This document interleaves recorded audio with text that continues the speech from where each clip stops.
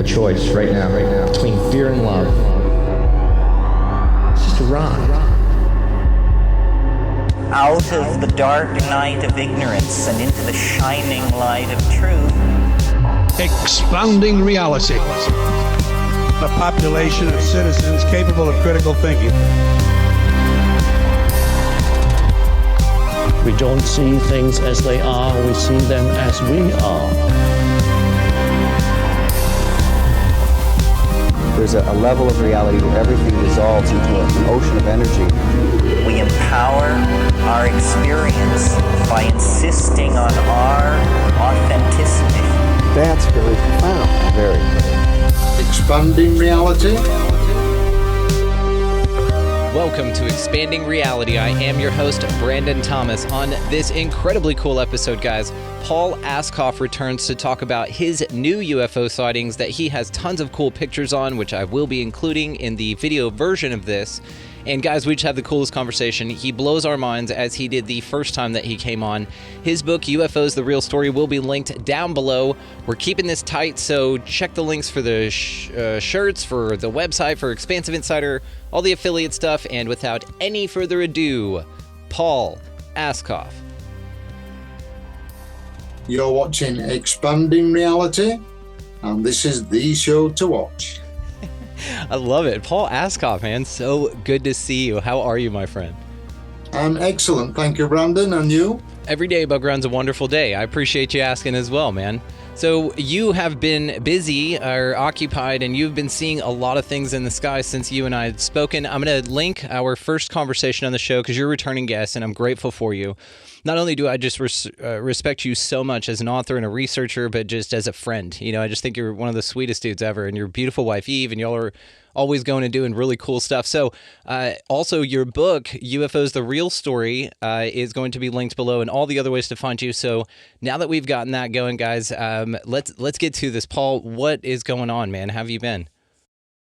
Yeah, well, with a new version, an expanded version, another 62 pages of explanations of why witnesses see what they do and why they experience what they do.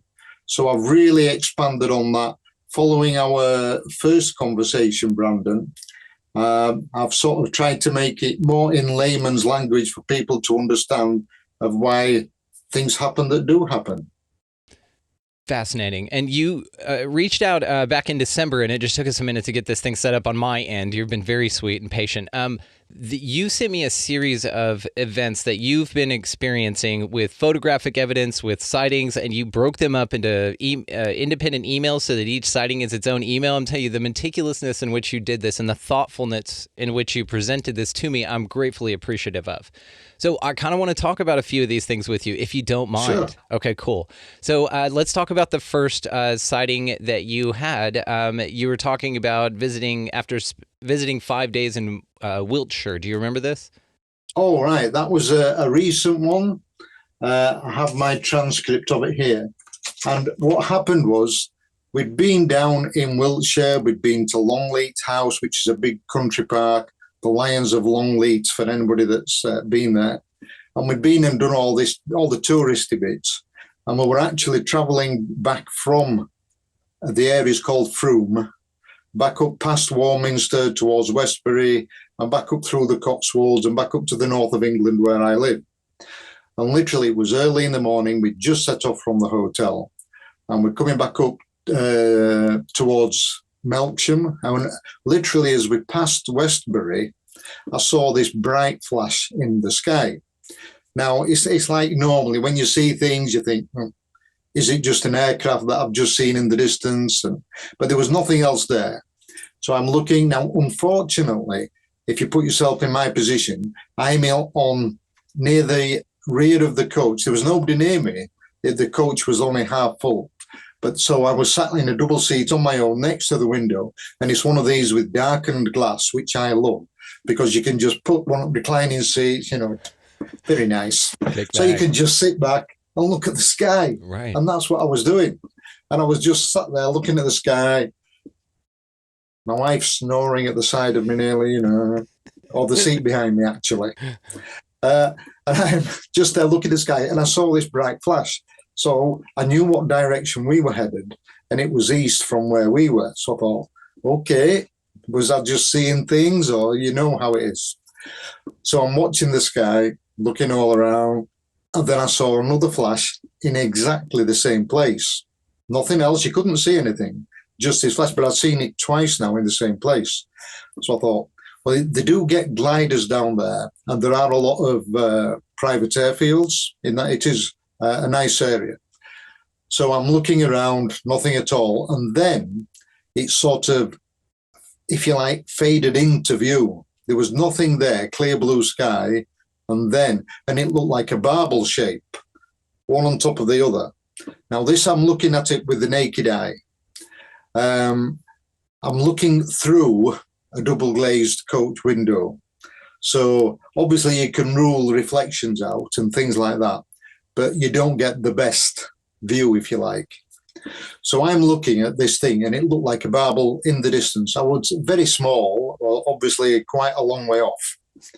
And I thought, right, the only thing I'd got on me that I could use was my mobile phone. Samsung, quite a good camera on it. So I started taking pictures. But the problem is, as many investigators found, the camera has difficulty, unless it's a good delineated object that's quite sharp and info, your camera have difficulty photographing through glass. Anyway, I must have taken 15 pictures at least of the sky. And out of all of them, because what I found was, if I zoomed in on it, it wouldn't take a picture. And if I zoomed out, you couldn't see it very well either. So I was just taking pictures. And in the end, one of the pictures actually had something on. But as I'm looking at it with the naked eye, it was still that barbell shape, vertically, one on top of the other, white.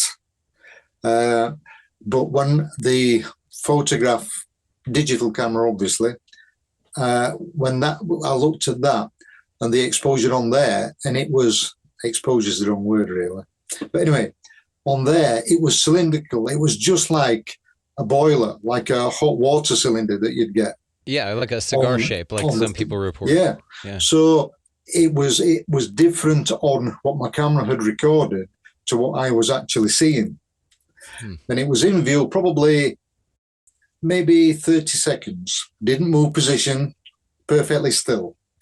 So as we were moving up from Westbury towards Melksham, I think it is, going northeast, we were headed almost. And it was stationary in the sky, and then it just slowly faded, like you were seeing it more and more through fog, until it just faded away completely and you couldn't see anything at all. And I didn't see any more flashes either. Now, what got me was about 2 days after we got home, I was in one of the Facebook groups for a UFO research group that covers that area, and somebody else had seen something. And of course, you get the usual people, oh yeah, it was just a hot air balloon and all the usual things. How many hot air balloons are flying around? You know what I'm saying? I haven't seen a hot air balloon in a long time. Yeah, me neither.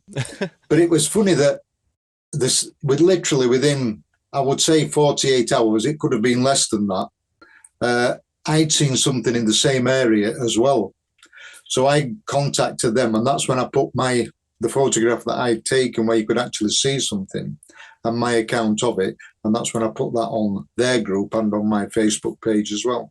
You know, and I do want to point out this, the Real Story Facebook group that you've got, and this is where a lot of these sightings that you post, you're a magnet for these things, which we know from our first conversation together. You and your wife are just like tapping each other on the shoulder. Hey, bunch of orbs. You know, oh yeah, that's cool. Let me finish this paragraph in my book real quick, hon, and then I'll look. That's how routine these things are to you, but you're way more whimsical about it every time, and I know that you guys treat it as a gift every time, which is why you receive it.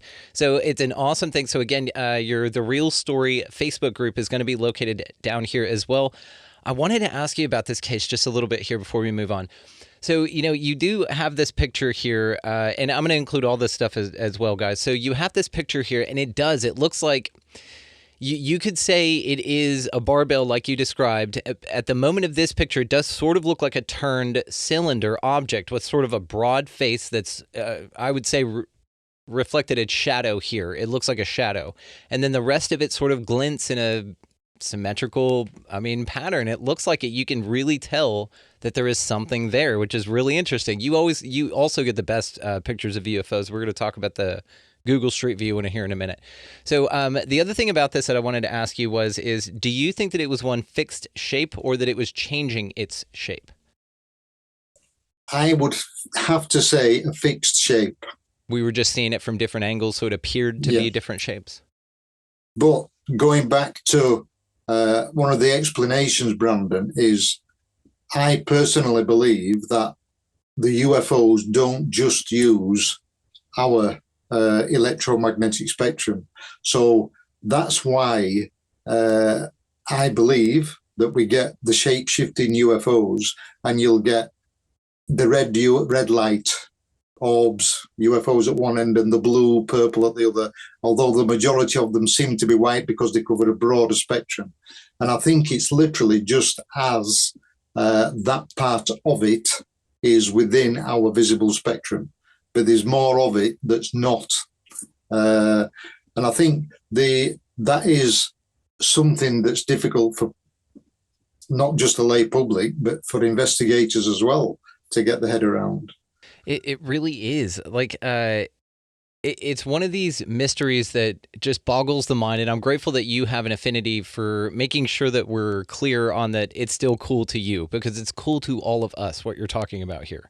So also with the glints, I want to know, with the flashes that occurred, do you think that was it glinting off of the sun in some way, or that it was entering our visible world or becoming visible or transmuting or something? Like, what do you think the flashes were? Sort of a here I am, Yeah. Well, again, I don't know. I'm not going to say here I am, but one of the things that people do see a lot of are flashes in the sky. Now, it's difficult because there are medical conditions, which I do cover on my expanded theories, that people will see flashes in their eye. And that is one advantage of being where there's a group of you. And as an example of this, we went with Paul Sinclair to Bempton Cliffs. And while we were there, it was being interviewed by the Outer Limits magazine, by Chris Evers, for an article for the magazine. So they were there all set up with the camera and everything, and Paul's being interviewed. So there was maybe another 6 of us. So we just tried to keep our distance, but we were still looking at the sky. So while we're looking at the sky, we saw flashes. So he's there being interviewed, and as that in the background, there'd be us going, whoa, look at this. Because there were 3 or 4 of us all sort of looking in the same direction and seeing flashes of light at the same time. Now, one of the things which I think has come to the fore more recently with digital photography, and because we're not relying on exposures and on film, digital photography is so much more accurate, and we're getting more of it where things are being recorded at high speed, where they'll be on one frame but not on another. Yes. So you can sort of, for the more scientifically minded, with the speed of the shutter, you can work out how fast something was traveling. Yeah, you can approximate its size and distance from you. Yeah. So if you can sort of triangulate and you know how big the object is and how far away from the camera is, you can work out exactly how fast it was going. And I think this is something that's come more to the fore, where people are more aware now of how fast these, to us, what we perceive and what we see, how fast UAP, UFO, whatever you want to call it, how fast they move.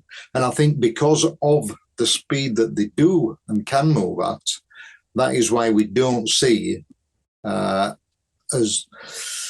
not reported as often as they could be, because people just see a flash and something, by the time they've looked, it's gone. And I think this is also true where they use the electromagnetic spectrum. where they go through our visible spectrum, they can flash from above our visible spectrum at the higher end, where the gamma rays, ultraviolet, then they come down through our visible spectrum, and then it goes down to radio waves at the lower end and less energy. But if they go through that, we might just see the flash literally as they pass through our visible range, and then that's it. You don't see any more. So if something's able to change its vibration to tune itself and goes through it, all you're going to see, all that anybody will see, the witnesses on the ground, they're just going to see a flash of light. So that is one explanation. I'm not saying it's right or wrong, but I believe it's a solid background where that could be what's happening. It's like channel surfing, you know, because I think of reality as like channels on a radio, like a radio station or like a TV. Let's just say a TV for ease of conversation. So as you're watching one particular station, let's call it Earth, this time, this place, then you're like, okay, yeah, that's cool. But what if you're an alien and you're like, okay, well, I want to go to a channel. It's on channel 10, but I'm on 4. I need to go 6 up. So what you do is you phase through the different channels, or you scroll through them real quick to get to that channel of experience that you want. But really, you pass through the other ones on your way to that one. That's an interesting thing, that perhaps it's not a jump from here to there. It's a progression, like a path. Like you need to go this direction through the woods to get to that place, but the same dimensionally as well, that they're stair-stepping through, and then they flash in for us real quick, and for them, they're just on their way somewhere else. I don't care if we see them or not. That's fascinating. I mean, if you think about it, the analogy is good. For the older people that are listening in, it might be just like the old-fashioned radio where they were twiddling the knob and, you know. Yeah, and you'd still hear a little bit of the radio is actually a better analogy because of the crossover in frequencies. Because as you go from 96.3 to 96.5, you know, there's a little static or a little fuzz, you know, so there's a little, you can hear a little bit of each until you pick which one you really want to focus in on. And it's almost like you said, the visible spectrum that we're able to see them in only occurs when they're with us for that moment or phased in completely to this station. So actually, again, radio is a better analogy because there's a bit of nuance into dialing it in a little bit better, which would more explain how it appeared to drift away in a fog to you rather than blink out of existence. But the other thing is we hear about craft that do blink out of existence. So maybe the same thing, maybe they're just, you know, faster or a different type of technology. If you think, if we go back to, if you'll allow me to give a quick explanation of, I will allow you to take your time, sir. You please just tell us everything you want. I just love hearing you talk. Please go ahead. Okay.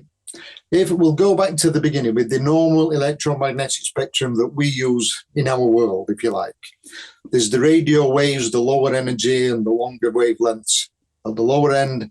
And then you come up from radio waves through the infrared that generates heat into our normal visible spectrum, where you've got red at the lower end. Then you go through the visible spectrum up through the and out through the, I'm going to say purple, but ultraviolet end, because then when we get to ultraviolet, X-rays, and then gamma rays, the higher energy and shorter wavelengths. Now, the thing is, that is the electromagnetic spectrum that we're aware of. The cosmologists and people with far better brains than I've got, they believe that most of the universe now is made up of dark energy and dark matter. And that is what explains a lot of the things that they haven't been able to explain before. But it also helps us to explain both the paranormal and ufology. Because if ET is, I'm being very kind here, 1,000 years in front of us, they may well be 50,000 years in front of us. By being this advanced and having their technology, they can understand not only our spectrum from one end to the other, but the whole of the dark energy and dark matter, and use it. So it's like a stack of frequencies on top of each other. And this is the interdimensional thing. This is where we get the crossover between one dimension and the other. And all this that we can't see, this dark energy and dark matter, are just the different dimensions. It's as simple as that. Now, I'm not a scientist, but it's a simple explanation of why we see what we do, why we experience what we do. Why are these areas like Skinwalker Ranch, these areas all over the world? And I think, I mean, the Bermuda Triangle. So it's like, oh, there's a Welsh Triangle, there's a Bermuda Triangle, there's this triangle and that triangle. I do not believe that the triangle is shaped at all. I think that's just man putting his, well, it was that point and that point, yeah. Just landmarks, right? Yeah. Another one's the Yeah. Meadow by Trey Hudson, another fellow author of yours on Flying Disc Press. Trey Hudson has the Meadow Project. It's out there. The South Skinwalker Ranch is another crazy one of those places. He will also verify and does not call it a triangle, sir. So good call. Yeah. And I also think that these areas are what the old American Indians, our shaman, all over the world, in India, China, all these different places. This is what they were more in tune with. They were more aware of these areas. And that's why, going back to, we'll use Skinwalker as an example, that is one of the reasons that they have this, the original American Indians sort of held it as sacred because they knew that they couldn't control it. They were aware of it, and maybe the shaman could use the energy from it. And I think that's what UFOs do. And these areas are where, if you like, the veil becomes thin. So it's easier to cross over from one to another. Now, these are all over the world, and I bet there's thousands of them. Some obviously more better known than others.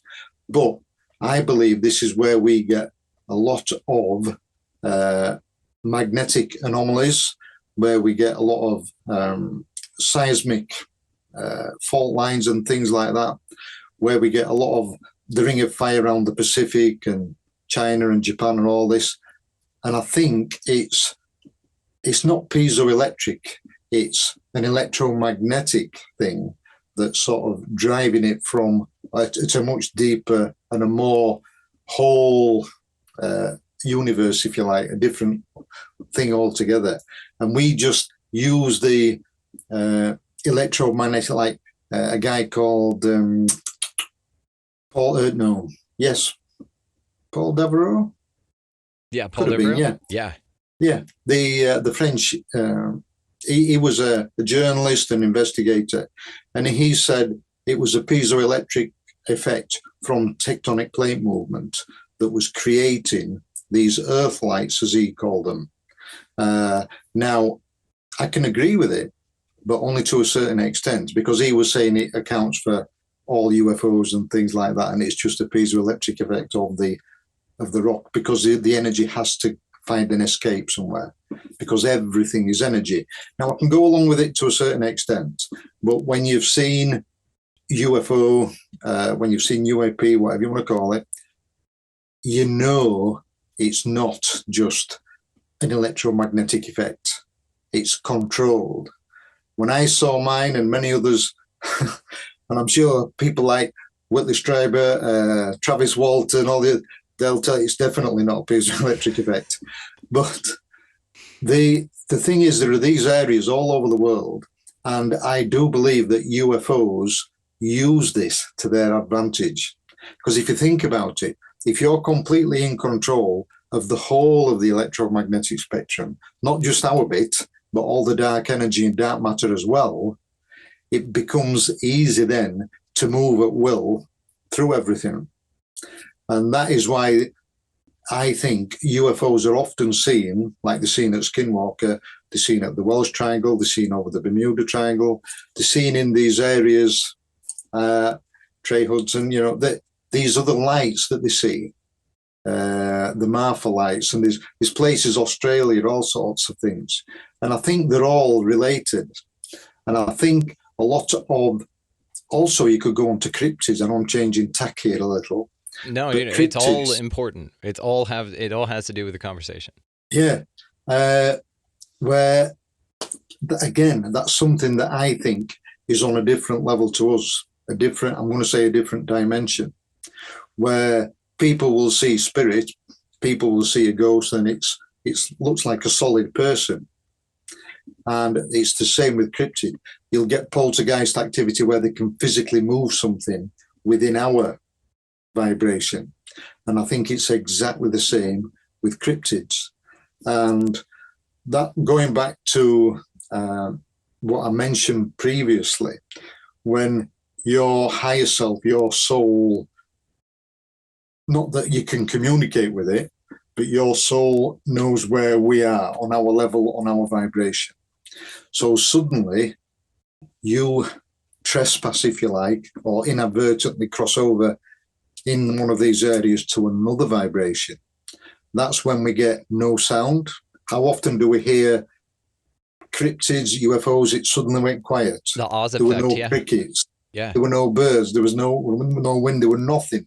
And that's because you're not within our normal acoustic range, because you're in a different place. And also, that is when I think your higher self, your soul, recognizes that you're not where you should be. And that's why people experience that terror, that abject terror, that, you know, they're absolutely scared to death. And even to the stage where people are reluctant to go back to the scene because of that feeling. It affected them so much. And it's because your soul knows, well, this is what happened last time. I don't want to be doing that again. Yeah, but let me ask I you this. think it's a subliminal protective mechanism. I think it's absolutely subliminal, but I want to ask you this just to kind of introduce a new perception. So whenever I sat down to interview you for the first time, I hadn't been doing this very long, man. I was scared shitless. I would sit there and just like shake and stuff. I would drink like 3 or 4 beers before a show just to kind of calm my nerves. But I still showed up for it every single time because the fear to me is an indicator that it's actually something amazing. And I'm kind of in the habit of running towards what scares me. And this has been the difference in my life so much so. So let me ask you this. When it applies to the UFO phenomena, do you think that that fear is really just misunderstood anxiety or excitedness that it can be transmuted in a way that really it's shown to be what you wanted and something that you chose to have rather than this scary experience? And even then, if it is that, whenever you're back here, air quotes, whenever you come back to baseline or you're not in that zone anymore, which, man, that was awesome. The eerie way that you just described that place, we all just stepped into, so thank you for that. And whenever you come back from that place, is it something to where, like, as you interpret it further, it starts to make a little bit more sense or becomes either makes more sense or becomes either way more erratic, and so therefore it shapes the way that you feel about it? But either way, let's say that fear, again, in my mind, you know, because after I interviewed like you, or like when I sat down to interview like Neil Donald Walsh or something, I'm like shaking, dude, you know, but I still show up to keep doing it because even though it scares the shit out of me, I know that it's something awesome for me. Do you think that there's a little bit of that in the UFO phenomena or Bigfoot or cryptids or anything like that? Yes and no. It's fair. Yes, because it's the normal human psyche to not put yourself into danger. And I think that sort of fight or flight thing, to a certain extent, yes, you can control that. However, I think this is more of a primeval thing where it's a body, it's a soul reaction. And that's why people get that depth of being afraid and depth of terror that they do. One example that's been on television on a recent series, did you see the Port Lock in Alaska? I did not, no. Right. In essence, it was a small fishing community where they started a factory processing fish in Port Lock in Alaska. The townspeople from day one would experience lots of weird and wonderful things, including a lot of people seeing and being scared by Bigfoot. And then what happened was they were being attacked at night. Lots of people were seeing, people were terrified, people were going missing. And in the end, it was only a small town. They were so scared, they actually all left. And I'm talking probably 40 years ago, something like that. I can't remember off the top of my head. Now, a group went back with some of the original descendants of people from Port Lock, and different things happened. But one of the guys, he went out watching and he said, you know, usual bravado, oh, nothing's going to scare me type of thing.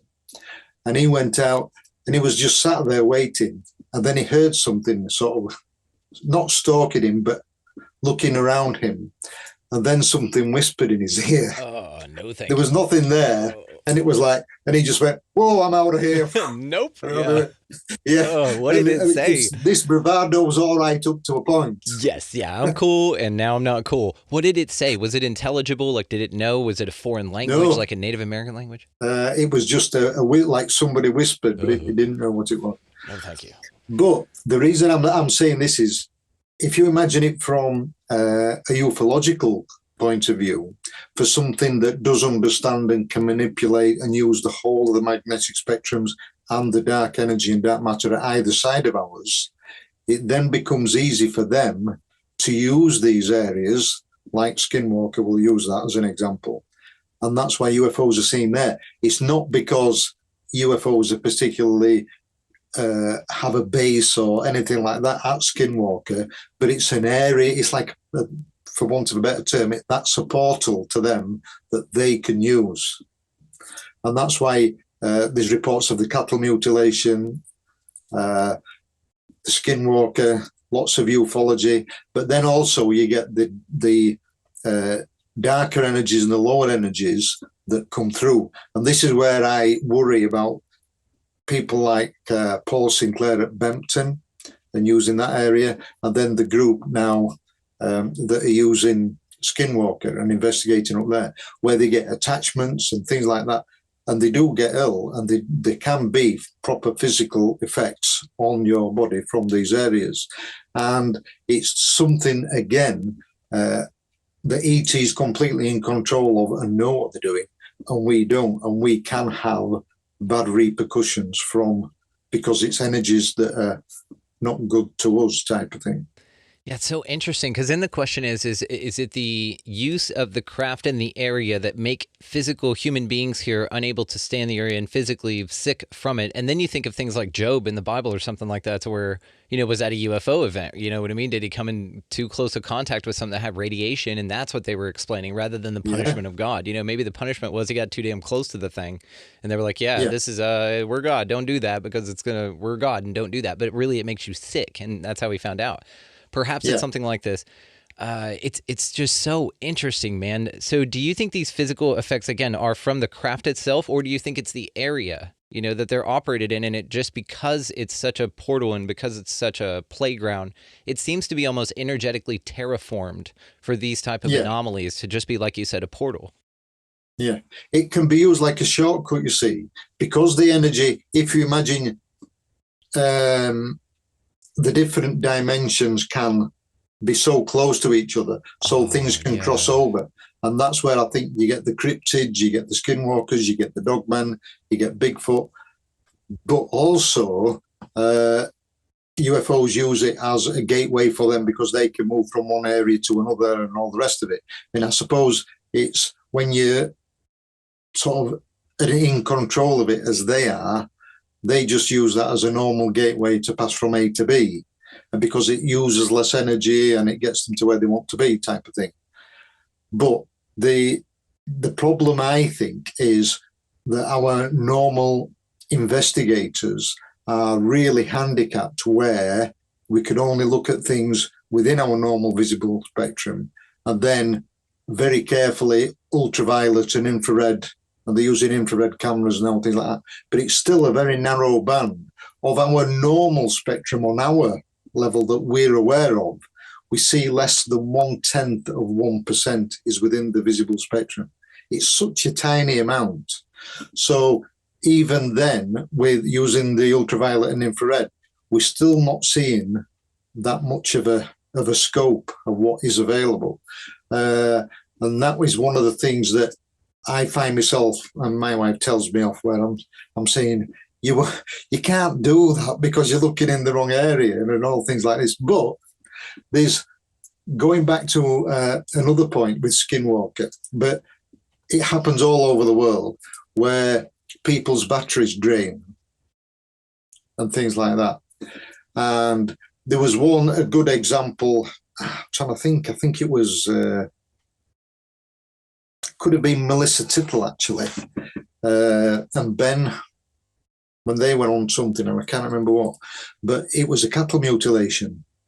and the area around where the cow was on the ground and had been mutilated, when they approached it with the cameras went dead. The photographic equipment, the batteries went. But then when they moved back away from it, they fired back up again. So it was like... Did they drain down to no power or just slowly shut off? It just shut off. Okay. Everything, the cameras just went off. Now, obviously, these people have, high-end cameras. They know what they're doing. Yeah. But for me, again, going back to these areas where, in a roundabout way, it's a good thing, because if that happens, you're in the right place.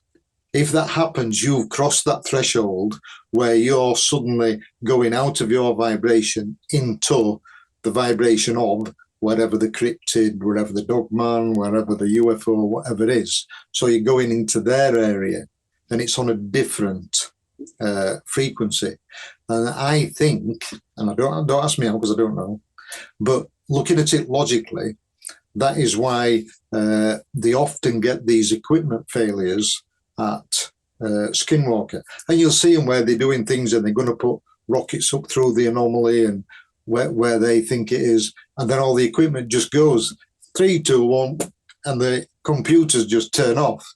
And I think, yeah, because ET knows it don't want you looking at it, so it's just, to them it's simple. They can, you see, everything is you now with the computer sat in front of me, the computer I'm sat in front of, everything around us all have magnetic fields. But what we need to understand is our memories, our thoughts, and everything in our brains are also magnetic fields. And ET can understand that. That is why you get people that say, or the investigators, and they say, how can ET sort of just zoom in on one person? And that's because everything, every person, and everything is unique. So if you're that good at understanding and completely understand the electromagnetic spectrum altogether, you can just tune into that. And it's just like we said earlier, tuning into your radio station. So, right, I want to go see number, and they're straight to him or her or whoever it is. And that's exactly the same. And for our normal investigators to get the head around that, again, that's a leap of faith that, as Paul Sinclair says, it's the truth with no proof, because although it sounds logical, me saying it, how can you prove it? Because we don't have the technology that we're aware of that can even measure anything outside our normal spectrum. You know, what I love is that the aliens wait till you get to 1 and then shut everything off. You know, they don't do it at 2 or when you're setting shit up. You know what I mean? They're like, all right, let them get all the way through the countdown and then turn everything off. That's great. Yeah. You know, the other thing that, as you're explaining this, man, it just blew my mind about the dimensional sort of collapsing in and stacking of itself. Now, you did this for me the first time you came on, so of course you would do this for me now. You phrase things in a way that it just takes something that I've heard and just took as something like whatever, and then now you've reframed it to where it's very interesting to me.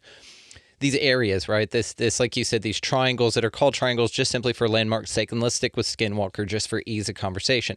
So these areas here, they do seem to be like a spot, like you said, where multiple dimensions that each carry their own, not only frequency, but creatures that exist in that frequency in them.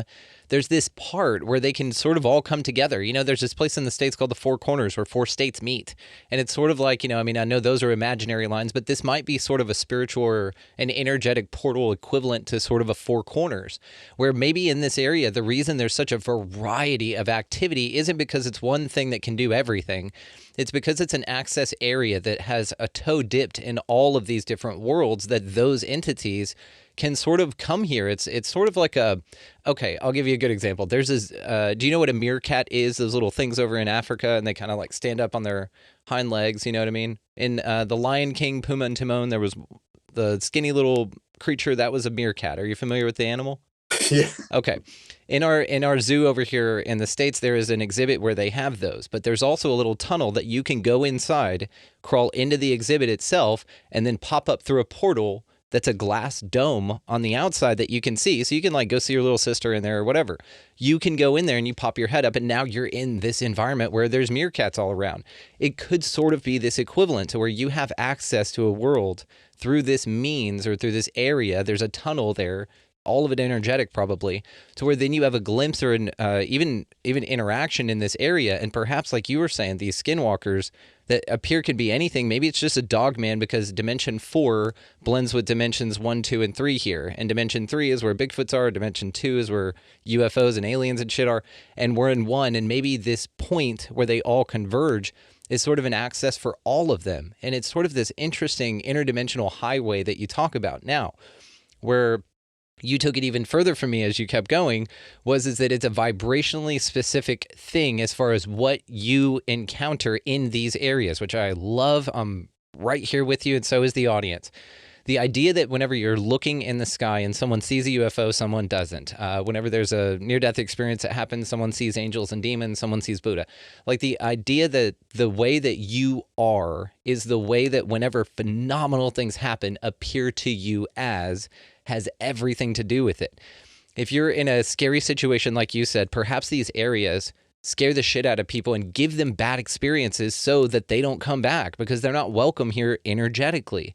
But perhaps if some people do go out with a good heart, no cameras, we're not trying to, and maybe they gain access to some really cool wisdom there that perhaps like you were talking about, the indigenous people here had access to something. Maybe not all of it was bad. Maybe they themselves, like their shaman or something, reached a air quotes vibrational level where they could interact with something in these phenomenal areas that came through with an energy that was amazing and abundant and resourceful. And so it kind of has its dual-edged sword, but also it's a built-in safety mechanism. So you don't get a bunch of dummies wandering through the portal that aren't a vibrational match to go interact with things that they don't understand. You know what I mean?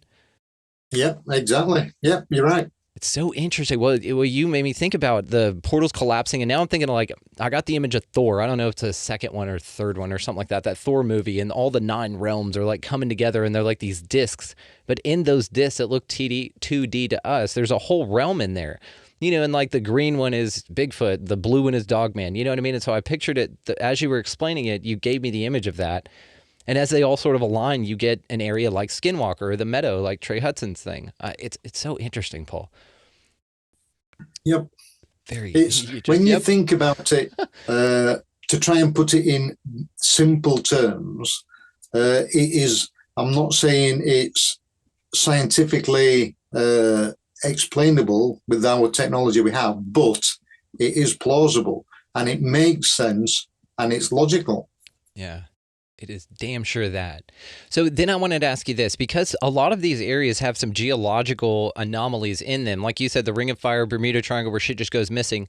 Do you think that the geological anomalies are because it's a portal, or do you think the geological anomalies set up the conditions, maybe electric, geomagnetic, something like that, for the portal to exist? Basically, like UFOs and volcanoes are a big one too. Have you noticed this? So like these extreme environments, sort of, do you think that it's an electromagnetic sort of thing? So again, is it the area or the phenomena?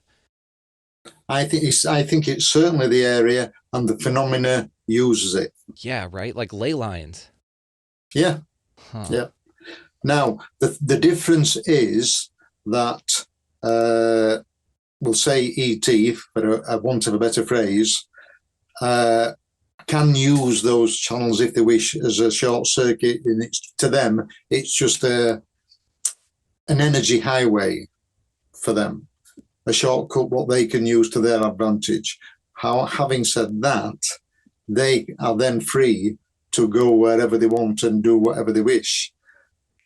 But if you think about it, that is why a lot of people say, me included, that ET and UAP are around us constantly, and people aren't aware of it, and we only see it when it passes through our normal visible spectrum. You know, and I'm wondering if, okay, so let's say that we're a ball in space spinning around a sun. Let's say that we're in a 3D grid area, that there are different energetic clouds, let's say, sort of like an asteroid belt. When you go through an asteroid belt or something like that, we get a bunch of meters. So let's say you have that. Let's say then that our Earth, as it rotates around in this field, gets access to different portals. Like the portals stay in the same place, basically. And because we're in it in a certain area, maybe there's access to it. Or as we make our orbit, there's like a tube of area, you know what I mean, that stays, and that Skinwalker Ranch just happens to be all the time in that area, no matter what our Earth position is. So this would be interesting as sort of to note, and I know people do this and take times of year and all of that into account, but I'm talking star alignments and everything, like even down to the astrological charts of the people going out there and at the time that they are going out there, even selecting things to be that lined up. I'm just curious to see, you know, because I think the investigations are going that way. There's so many questions that we come to as we investigate this, which I'm so grateful for. And I want to ask you about something here in a minute before we wrap. But what's really interesting too is the investigations now are to a point to where there are different sort of combinations of settings that we're able to entertain based on all the new information. For example, had Alexander Petikoff on. He did Bigfoot Beyond the Trail, like that whole awesome YouTube series. And he talked about a Bigfoot case, rather, to where there were 3 men and a one woman out on this excursion in Alaska, by the way. And that they heard a baby crying, sort of a sound being imitated. It was obviously not a baby crying, but it was, you know, they thought to lure off like a woman into the woods. So then the question is, okay, well, what if you take the men away from that situation? They said that the only time they've ever heard a baby cry sounding what they called Bigfoot, but they couldn't see, in the woods was when they had a woman with them. So then again, you're like, okay, well then let's get some badass, like, you know, Israeli mercenaries over there, you know, some badass women that are just tough as shit and just all chicks, and go out there like an awesome Predator movie where they just kind of walk around and see if they hear these cries, see if the environment's different. Because even in UFO cases, I've heard that the occupants will just say ET, treat men and women differently. They treat men as something that they need to overpower immediately because they can themselves be threatened by that man being unincapacitated, if that makes sense. And then the women, they just usually let walk on board UFOs. They tell them a bunch of shit, like Betty and Barney Hill. Barney was completely incapacitated, drug on the UFO allegedly, and then Betty just walked on willingly and talking to everybody. They gave her the star maps and shit. So again, it's like this. These sets of conditions now are brought into the conversation for then everyone to go out in the field and test, which is really, really cool. So I wanted to ask you also about something about what you said about the area, about shapes of crafts, because this is so fortuitous and, of course, synchronistic. This is how this stuff works. But just the other day, I was having a conversation with a friend of mine, the episode before this. His name is Chaz of the Dead, and something that he's an author, talks a lot. I'd love actually to get both of you on and have that, so we'll probably do that. One of the things he talks about a lot is this cavity structure effect. Have you ever heard of this? Sort of like how bees have a resonant chamber within them that makes them fly because their wings aren't big enough, stuff like that? Are we talking the ET craft, are we talking? Yeah, so basically what bees have to do with ET craft and how this cavity structure effect, this resonant chamber, basically could explain how UFOs fly. It could be one explanation. Now, there could be many, right? Dozens and millions, who knows? Yes, but you said one word wrong there, Brandon, and that was fly. Oh, okay. My apologies. Operate. Yeah. Yes. Thank you. Yeah. You see, this is the other thing where I love it when you get these people on, and especially when you look at the old documentaries, and there is a change, and attitudes are changing and things are becoming more open. But if you look at any of the old documentaries, even up till the last few years, and they'd get these astrophysicists on, or they'll get these aeronautical engineers on, or these other whatever scientists they get, and they say, well, that can't possibly happen because the G-forces would kill somebody, whatever, and there were no flight surfaces, no heat plume, no whatever. I'm sorry to say, but it's bullshit. They don't fly. Yes, they're unidentified, and yes, it's an object, but fly is the furthest thing from the mind. There's nothing to fly. They don't need to fly. Now, one of the things that, to go into it a bit deeper, that Mary Rodwell more recently, Kath Marden more recently, and going back, Bud Hopkins and Dolores Cannon, and without exception, they've all said that when the abductees have had communication with ET, everything's done by thought. And by thought, it's instantaneous. So they become part of the machine, if you like. They are with it. And so there's one of the things that I say in the book, it makes me laugh because there's no such thing as G-forces. There's no such thing as speed. They're in their own little bubble of their universe.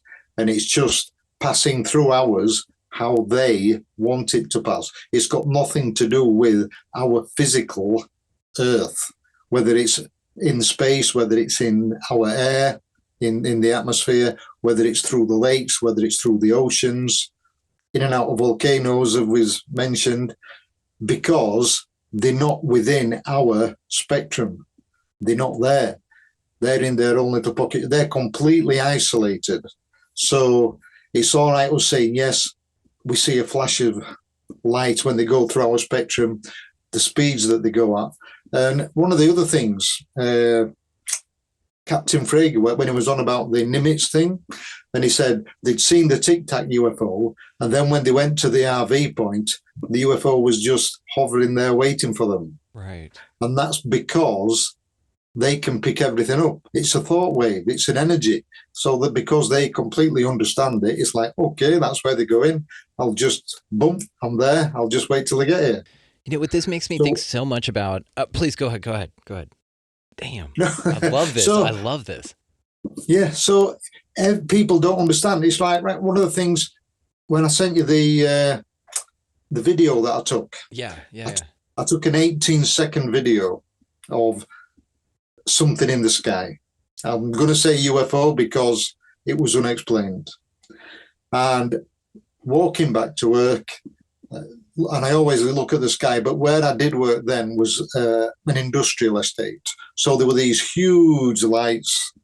So you do get a lot of background interference with it. So you can't see very much above the larger constellations, and that's it if you're lucky. And I was going back to work, and as I'm walking back, this was like 3 o'clock in the morning. There was only a few low clouds. The rest of the sky was clear, even though you couldn't see the definition and depth of clouds. But this light came out of the cloud. As it came out of the cloud, it got brighter, as an aircraft would if it was going on a normal flight path. Coming into land, they put the land. I know aircraft have a lot of different lights for different things, but they generally put the landing lights on, so you get this bright light shining out at the front. So it got brighter as it came out of the cloud, and then it was stationary. And straight away,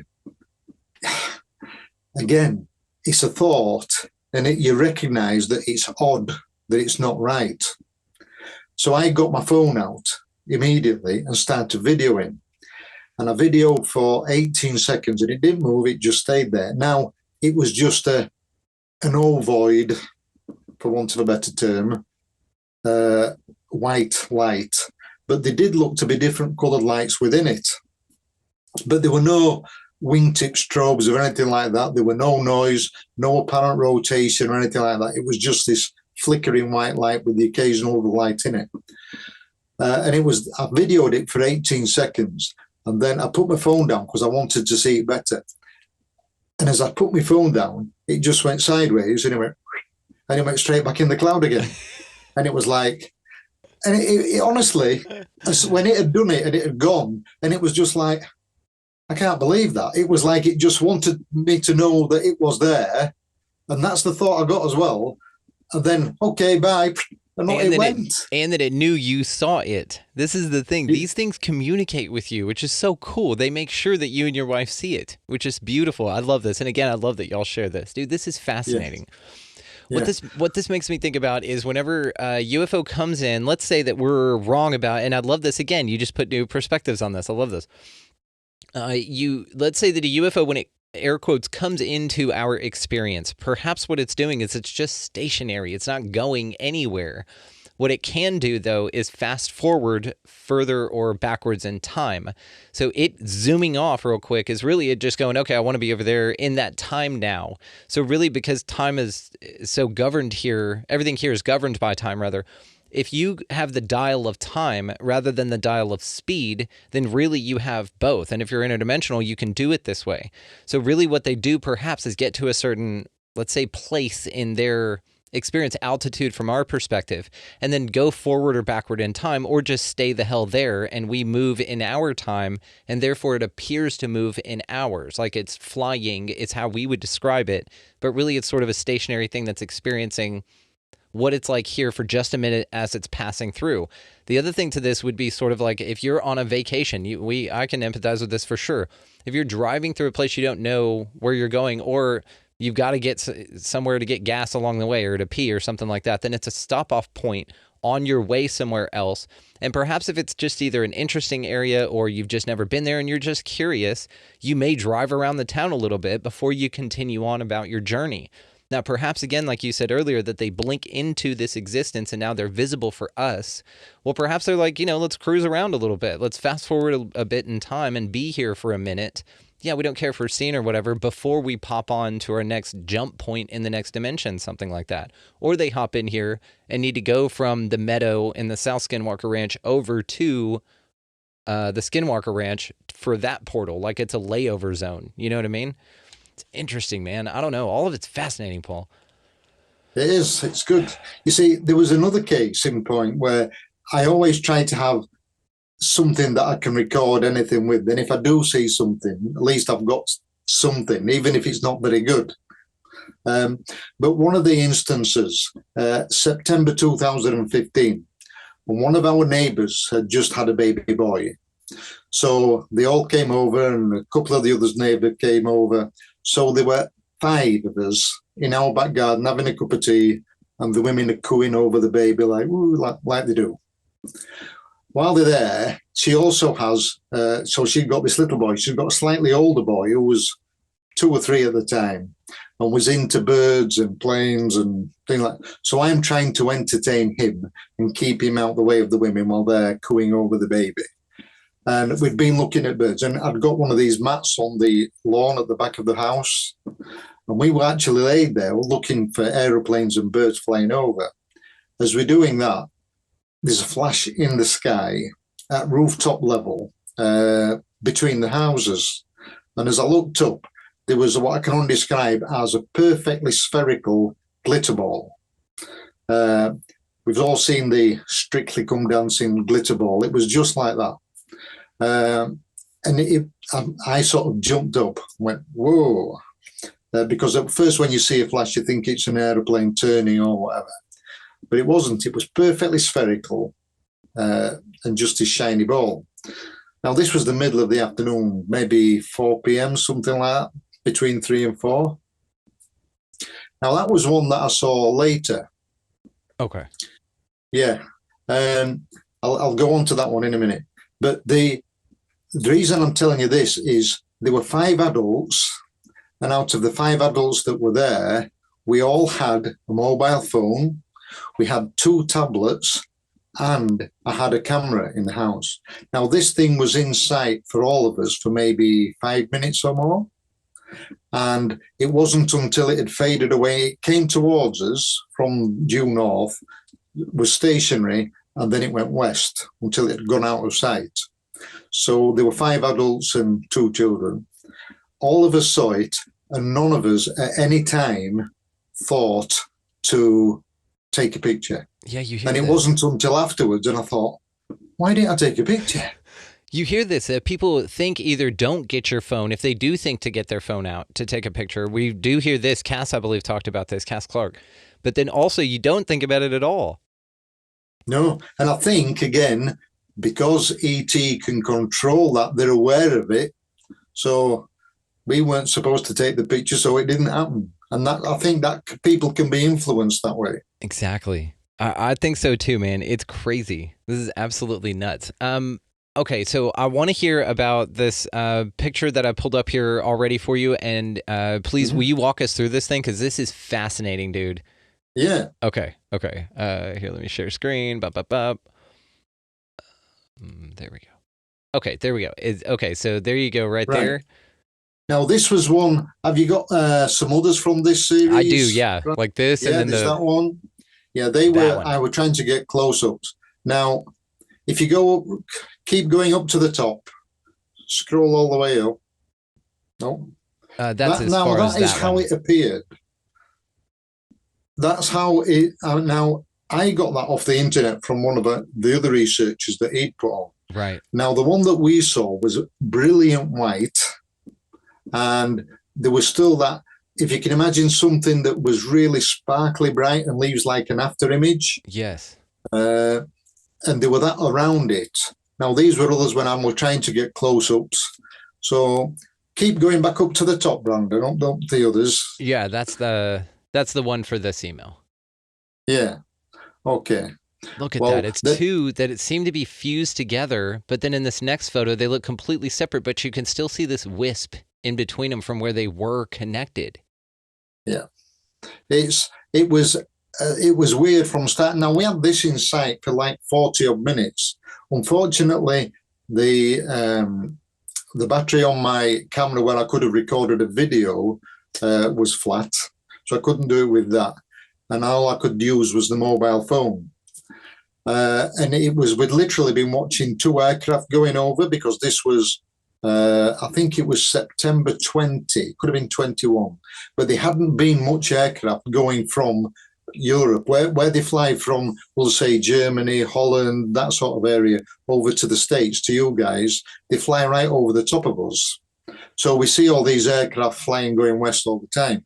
Now, during COVID and lockdown, there were less flights going over, less aircraft. So when we saw 2 aircraft going over together, I'm not saying they were flying in formation, but there were 2 within a relatively close distance of each other. It got my attention because it was 2 aircraft where we hadn't had any. And then looking behind them, that's when I saw this really brilliant white pinpoint light. And I thought, oh, that shouldn't be there. This was 6 o'clock on a summer's evening, blue skies. You can't see even Jupiter or Saturn, things with a higher magnitude. So why can I see this all of a sudden? And that's when it was like, whoa, look at this, get me binoculars. And that's when in the end, there were 5 children and 8 adults saw that. And we had it in sight for 40 odd minutes, and it came over towards us very, very slowly, not to be completely vertical overhead. I'd say to about 80 degrees, going due west towards us. It appeared in the east, and then it was stationary, and then it moved off towards the north. And as it moved off towards the north, that's when it wasn't moving much at all, or very quickly. And I've got some Celestron 25 B70s, quite a big binoculars. So we've got some of the lounging chairs that really recline, and we were actually laid on our backs so that you could rest your elbows and use them without your arms aching, type of thing. So there were 4 of us who had been looking at it through that, and that's when it looked like a donut shape on its side with these other lights around it. And then I thought, well, I've got my telescope. At least I can do is try and get the telescope and get a really good picture of it. And it was while I was setting the telescope up that it suddenly took off to the north and disappeared, and we didn't see it again. Damn. Yeah, it knew. You have the most incredible sightings, and especially daylight sightings, and you have the clearest pictures out of some of the sightings I've ever seen. What did the people in the group that you're with say about the interest in UFOs here? Is everybody pretty much on board with this, or is somebody like, nah, it's not what y'all are talking about? Oh, I mean, I've got a neighbour now who just poo-poos everything. She's thinking, oh, it's an aeroplane, oh, it's a star, Yeah. even when everybody else is going, whoa, But the problem is, again, how do you prove anything? Yes, there was nothing on the radar app, there was nothing on the flight tracker, there was not, there were no satellites, there were no aircraft. So what is it? It wasn't a planet because it was moving in the opposite direction, because planets, as we know, slowly move. And that moved in the opposite direction. And it's fascinating. I just wish sometimes I had better equipment and we're quicker to think, like we all do. Well, It seems like even if you had the perfect equipment, because like you said, you had a myriad of technologies around you that could have captured that moment, but none of you thought to get it. Now, I don't think necessarily it's because you were so in awe at what you were seeing that everything else didn't take precedence, because you see stuff like this all the time. People find things in awe, and the first thing they do is get out their phone so they can capture it and share it with people, right? Or go viral or something like that. It's on a lot of people's minds to record with their phone. It's like today's equivalent of a 6-shooter. You know what I mean? People are just on the ready with it. They're on the draw. They're like, I'm recording. So it is interesting, though, that with all of those people there experiencing something phenomenal, this is not something, like I said, I find that to be just a slip of the mind. I think it's very intentional, that there is a deliberate interaction with you and this thing where there's sort of an understanding that, just enjoy it. Just put it down.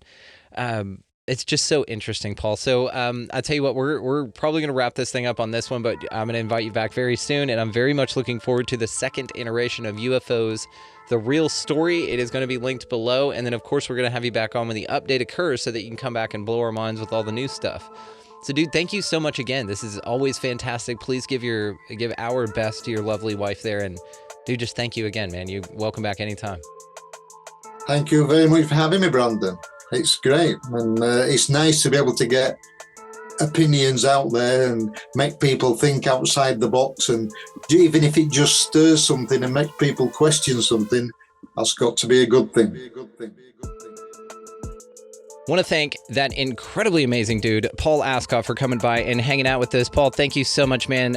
As always, you're invited back any damn time you want. And the update of his book will be coming out this year at some point. So very cool. Look forward to that, guys. But in the meantime, check out his book, UFOs, The Real Story, linked down below, as well as his Facebook group, The Real Story, which is where he documents all of his UFO stuff. And it is super cool. So make sure that you guys go join that. Show my boy some love. Absolutely one of the sweetest people you ever talked to. And I'm so grateful for your time. Thank you so much, Paul. All right, guys, so as long as you're down there checking Paul in the show notes down there, you might as well check out our affiliate links. So you have Food Forest Abundance, Get Your Freedom from Fear on, Opus, the Organization for Paranormal Understanding and Support, Red Circle, if you want to start your own podcast, the link's down there.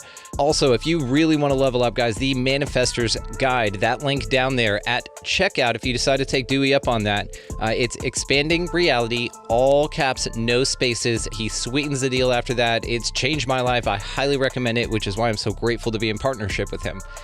All right, guys, so go out into this incredibly mysterious place. You know, as Paul has told us here, keep your eyes to the sky. Let's keep looking out there for all this cool shit. Maybe the reason Paul gets to see so much of it is just because he simply looks up.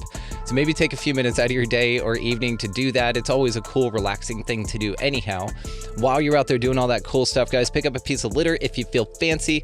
Also, buy somebody in line around you a coffee or a meal. Something super simple goes an extremely far way as far as this collective goes. And of course, get out of the left-hand lane. You got somebody else behind you wanting to pass as you traverse this beautiful landscape of ours.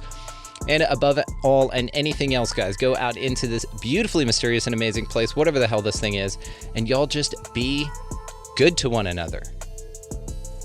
Be good to one another. That's it. Take that away from this. Thank y'all so much for watching, for listening, for engaging, and just being the coolest sons of bitches ever. We'll see you next time.